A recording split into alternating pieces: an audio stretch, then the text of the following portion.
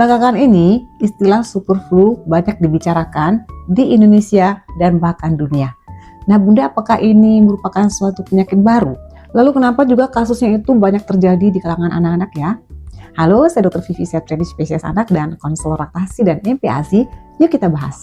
Tapi Bunda, jangan lupa ya untuk like, subscribe, dan nyalakan tombol loncengnya agar Bunda bisa menyaksikan video-video yang bermanfaat lainnya tentang ilmu kesehatan anak di channel YouTube Dr. Vivi SPA. Selamat menyaksikan. Memang di banyak negara, termasuk Amerika Serikat, musim flu tahun 2025 hingga 2026 ini terasa lebih intens dengan jutaan kasus dan peningkatan jumlah kunjungan ke fasilitas kesehatan karena influenza A dominan di banyak wilayah.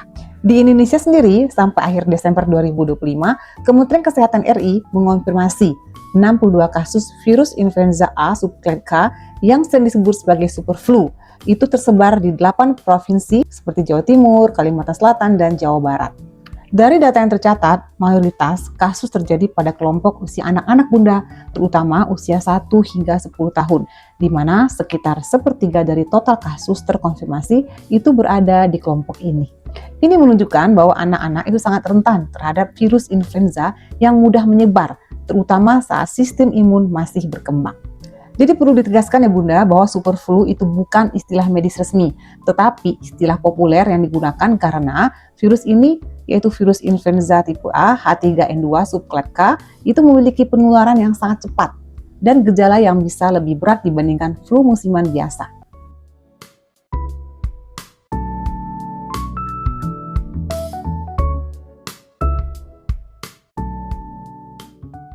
Adapun gejala yang lebih sering dilaporkan dan perlu diwaspadai oleh orang tua antara lain, yang pertama, anak demam tinggi yang sering mencapai suhu 39 hingga 41 derajat Celcius. Yang kedua, anak mengalami batuk berat atau batuk kering yang tidak cepat membaik. Yang ketiga, anak mengalami pilek kental dan tersumbat. Yang keempat, anak merasa sakit kepala dan nyeri otot yang intens. Yang kelima, anak merasa sangat lemas dan tidak aktif. Yang keenam, anak mengalami penurunan nafsu makan dan minum. Dan yang ketujuh, anak mengalami batuk yang disertai dengan nyeri tenggorokan yang tajam. Nah, kombinasi demam yang sangat tinggi dan kelelahan ekstrim bisa menjadi tanda bahwa virus mempengaruhi kondisi tubuh lebih dari sekedar flu biasa.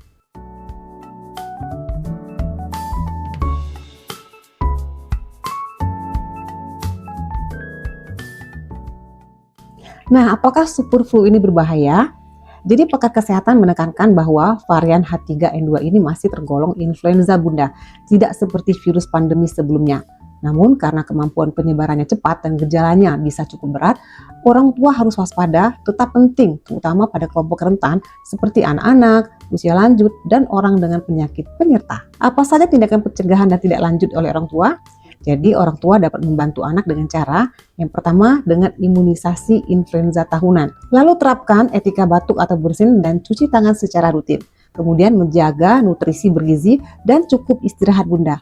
Lalu menghindari kerumunan saat anak sedang tidak fit. Lalu jika anak merasa adanya gejala-gejala super flu ini, jangan sekolah dulu karena penyakit ini bisa menulari anak-anak lainnya secara cepat.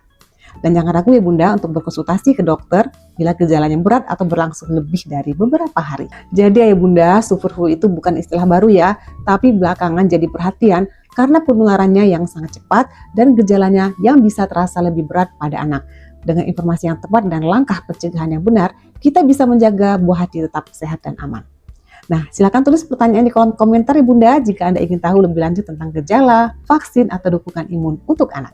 Dan jika Ayah Bunda merasa informasi ini bermanfaat, silakan share ke teman-teman atau saudara-saudara yang lain, dan silakan simak video-video saya selanjutnya.